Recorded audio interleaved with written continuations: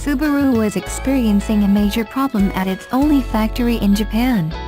Production had been shut down since January 16 due to the recently discovered defect in the electric power steering unit. Until it was resolved, production ground to a halt for all of its models because they all used the same assembly line.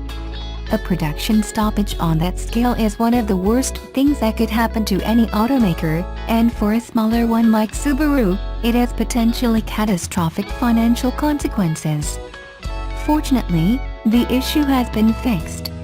Subaru has just announced today that it has restarted production at its Yajima factory in Gano Prefecture, Japan after a week-and-a-half-long stoppage. The automaker says that countermeasure parts for electric power steering units for Forester, Impreza, and Subaru XV models have now become available. All three of those vehicles are manufactured at Yajima. But the big question Subaru now needs to answer is how this production shutdown impacted finances.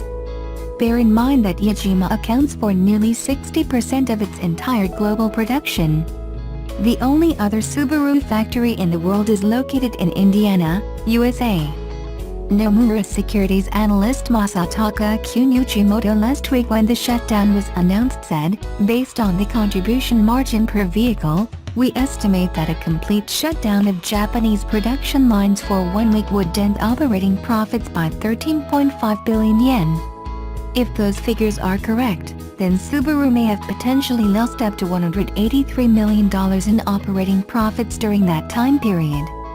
A separate Asian financial publication also estimated the shutdown didn't allow for the production of around 10,000 vehicles and even potential customer delivery delays. But Subaru had no choice but to stop production and find a fix as fast as possible. The power steering defect could cause the steering control unit light switch to turn on in the instrument panel, followed by a loss of power steering. With that no longer being an issue, it's time to examine and determine the financial fallout.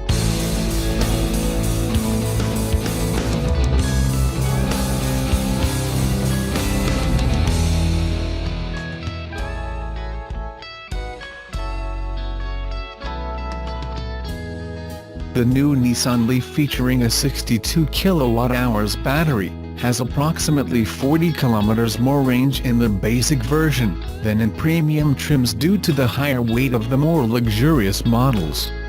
Meanwhile, Nissan also updated their US strategy with regards to Ratbidegate.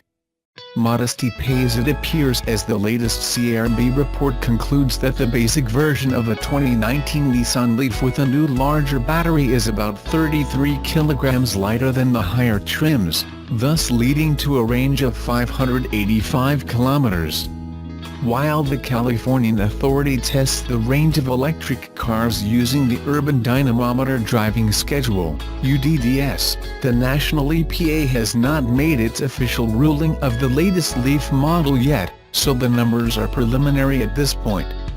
However, as a rule of thumb, you can expect the EPA range rating to be around 70% of that specified by the UDDS, so that would result in a range of about 410 km for the basic version of the Leaf, while the more equipped electric vehicles will go about 370 km. So much for the long-range models, but there is also the basic version using the standard 40 kWh battery. While Nissan does not offer liquid cooling for any power packs, the 40 kWh version was plagued by issues with thermal management when being fast-charged in quick succession last year. Nissan reacted by developing a software update to deal with the issue without having to add hardware reportedly.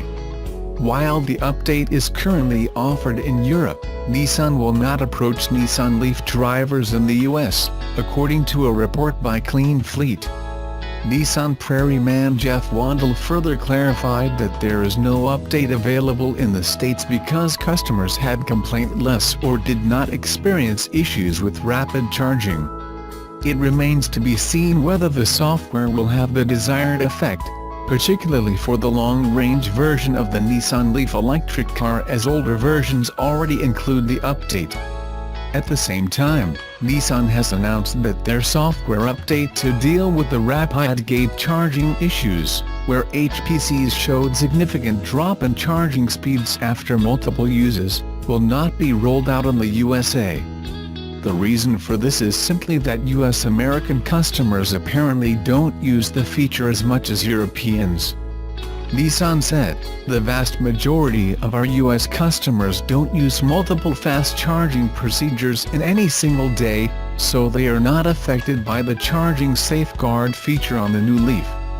Leaf customers who expect to consistently use fast charging procedures more than twice per day for extended distance driving, we would suggest they contact their local Nissan dealership for advice on how to get the best out of their Leaf under these exceptional driving scenarios." For US American long-distance EV drivers, the issue mainly has been found with multiple high-speed charging processes in the same day, which does not affect most drivers. However, the issue does not shine a positive light on EV charging as a matter of convenience.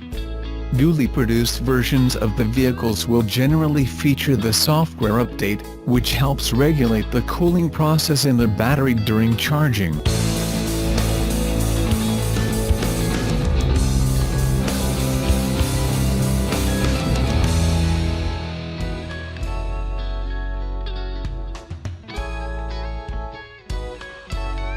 In less than a week, Subaru's assembly plants in Japan's Kamo Prefecture are back up and running. Subaru announced on Monday that it has restarted production at 2 of its Japanese plants, following a 12-day shutdown. The plants combine to produce the majority of Subaru's vehicles, including the Crosstrek, Forester and Impreza, some of which are imported to the US.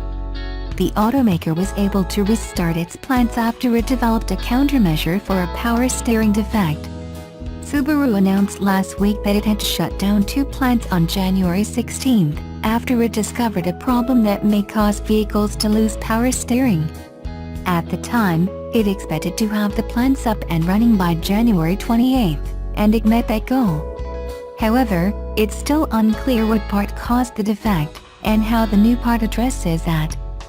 Subaru buyers in the US shouldn't face any recalls. After the shutdown was announced, a spokesperson for Subaru in the US said that approximately 10,000 examples of the Crosstrek and Forester may be affected, but none of the affected units have even reached dealers yet. Thus, any necessary fix will be implemented before the vehicles are put on sale.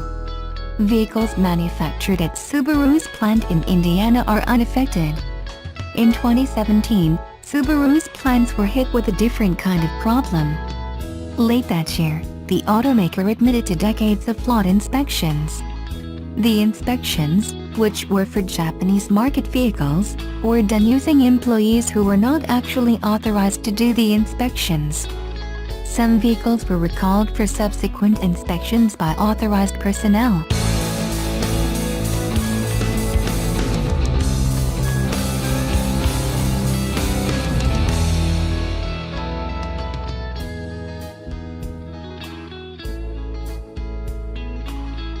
Cute dudes should have cute names, and Nissan hits the mark with its new kicks. What were Honda and Toyota thinking with snoozers like HR-V and CHR? Nissan's subcompact crossover hit dealerships last spring, a replacement of sorts for the slow-selling Juke. Sales through October of last year, 13,576, already topped Juke's numbers for all of 2017. Kicks takes a more traditional approach to the popular genre, but with 5 two-tone paint schemes like orange and black it retains a strong fun factor. Nissan says the newcomer is aimed at urban dwellers seeking expressive styling, affordability, personal technology and safety. That's a fair statement. Its small footprint came in handy, letting me squeeze in as bargain hunters jammed the streets at a nearby estate sale. At 25.3 cubic feet, cargo space is larger than you'd expect, and above average for the class. Juke just had 10.5 cubes. The only caveat is that the second row doesn't fold flat, so there is a 5-inch step up to the added space. As for affordability, 2019 stickers start at $19,535, including destination. For the decently equipped SFYI, there are no significant changes for 2019 except a slight price bump. Even so, Kicks is at the low end of the subcompact price field along with the popular Jeep Renegade. Kia Soul, smaller but taller and less fuel efficient, undercuts both. By comparison, many direct competitors start around $21,000, not much less than Kicks mid-grade SV. Kicks may be cute, but it doesn't have a big kick on the highway. Acceleration is adequate, not quick but not slowest in the pack. Power comes from 1.6-liter 4-cylinder rated at 122 horsepower. All-wheel drive is not available, sticking with the urban vehicle theme. If zippiness delivers your kicks, Hyundai Kona is a good option. But there's a trade-off. Kicks is rated at 33 miles per gallon in combined city highway driving, compared to Kona at 30. Another option for fuel-conscious drivers is Kia Niro, a hybrid rated between 43 and 50 mpg, but costing a few thousand more.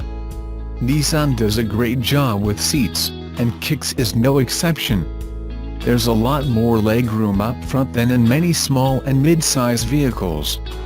Rear seats are comfortable with enough legroom for adults depending on how the front buckets are adjusted. And speaking of those buckets, they are very supportive and comfy.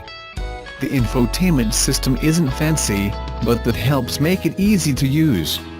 Apple CarPlay and Android Auto are standard on the SV. A Bose audio system is an option on the top-line SR model. Another reason to recommend the SR is that you get the helpful blind spot monitor, automatic emergency braking and rear cross-traffic alert.